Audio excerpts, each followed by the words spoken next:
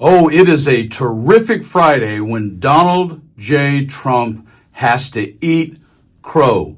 And in this breaking story, that is exactly what I'm going to be showing you. And I'm going to show that to you in a few seconds. My middle initial just happens to be E. And in the case of this breaking story, that's going to stand for evidence today. Because when it comes to the law, evidence is crucial.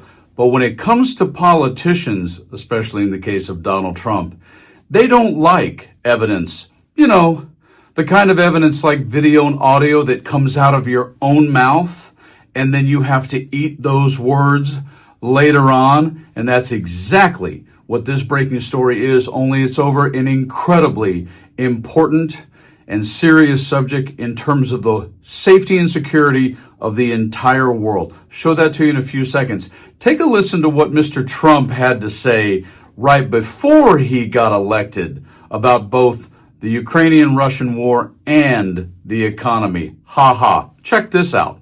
If I were president, and I say this, I will end that war in one day. It'll take 24 hours. I know Zelensky well. I know Putin well. I would get that ended in a period of 24 You can break that deal. 100%. It would be easy. That deal would be easy. A lot of it has to do with the money. A lot of it has to do with the military, that we're giving. But I would get that deal done within 24 hours. That war has to be stopped. That war is a disaster. Yeah. Final thought. Well, we agree that Putin would have never gone in. He would have. I told him, you're not going in. And now on the economy. The economy is not good. I'll make it good. Everyone knows. Everyone knows. Even Democrats, they say, well, we agree that Putin would have never gone in. Putin would have never gone into Ukraine. President Xi of China would never even be talking about Taiwan. We had that conversation strongly. I stopped North Korea from doing some really bad things.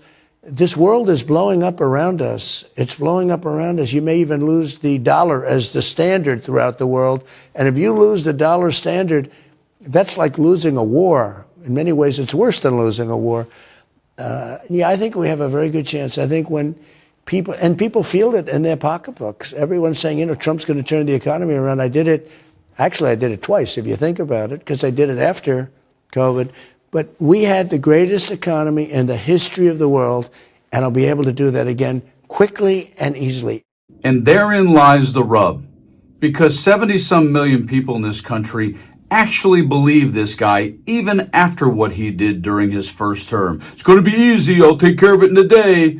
Well, the economy's in the toilet, but even more important in some ways right now, he didn't solve the Ukrainian-Russian war in a day. And as a matter of fact, he's having to eat it right now in a key moment in this breaking story with Donald Trump, NATO, and Vladimir Putin. Take a listen. Breaking news. A frustrated Trump privately concedes ending the Ukraine war has been harder than he thought. CNN, 5 days before his 100th day in office and 93 days since his own deadline passed for resolving the conflict in Ukraine, President Donald Trump is frustrated. His efforts to broker a peace deal between Russia and Ukraine have so far fallen short and has privately told advisors that mediating a deal has been more difficult than he anticipated, sources familiar with the discussions told CNN. Behind the scenes, he frequently brings up how much Russian President Vladimir Putin and Ukrainian President Volodymyr Zelensky hate one another, one of the sources said. On Thursday, his agitation boiled over as Russia launched its worst attack on Kyiv since last summer, killing at least 12 people. The attack, Trump said, came at an inappropriate moment, just as he believes he was on the verge of securing a deal, which he has told aides he wants to have in place by his 100th day anniversary. In quotes, I didn't like last night, Trump told reporters in the Oval Office, where he was meeting with Norway's prime minister. I wasn't happy with it, and we were in the midst of talking peace, and missiles were fired, and I was not happy with it. It was a rare moment of criticism directed towards Russia from a president whose ire over the course of his time back in office has mostly been aimed at the Ukrainians. In quotes, you don't know what pressure I'm putting on Russia, Trump snapped. We're putting a lot of pressure on Russia, and Russia knows that. Trump then argued that it takes two to tango, and you have to have Ukraine want to make a deal too. Moscow, he said, has already made a substantial concession by not taking the whole country. Stopping the war, he said, is a pretty big concession. Earlier in the day, he addressed Russia's president directly on Truth Social, writing, Vladimir, stop. an unusual personal plea to convince Putin to cease the aerial bombardment.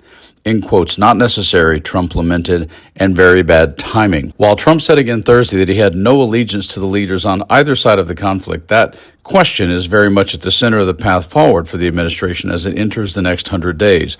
But for one of the first times, he signaled a time frame for his patience.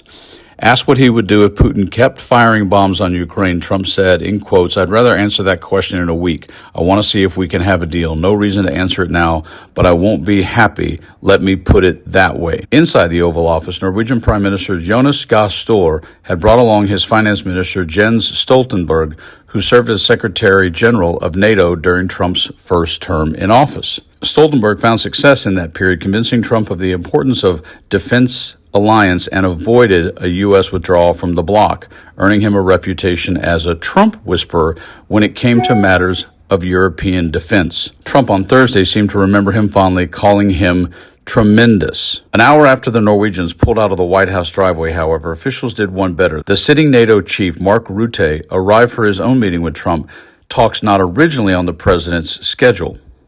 But Rutte told his reporters in the White House driveway Ukraine was discussed. After Trump insisted earlier in the day Putin still wanted to reach peace, Rutte sounded decidedly less certain. In quotes, "I worked with him for 4 years between 2010 and 2014, Rutte said, describing the period he served as Prime Minister of the Netherlands. "I stopped trying to read his mind," Rutte went on to argue that the U.S. European allies are united in their view of Russia being a long-term threat. "We all agree in NATO that Russia is the long-term threat to NATO territory, to the whole of the Euro-Atlantic territory," Rutte told reporters. The NATO secretary said that something is on the table for Russia in terms of a peace deal with Ukraine, but he argued that it's up to Russia to bend. Ukrainians are really playing ball, and I think the ball is clearly in Russian court now. I'm not sure how much longer it's going to take the American populace who chose to vote for this man either a second time or the first time, because gosh, he was going to be so much better than the brilliant economy that had been built by the Biden administration. I'm not sure. I don't know. Whether we have to get on the brink of World War III and it's going to feel like 1962 again, or whether or not people finally just realize he's merely full of it and all he's doing is stealing you blind, using the presidency to do it in the background. I don't know. But one way or the other, at some point, Donald Trump will finally tell enough lies and shovel enough BS down the throat of the American people, they'll be done. Between now and then, you have a great weekend. Between now and then, you have a great weekend. Between now and then, you have a great weekend. Keep smiling. Talk to your friends. Enjoy your life.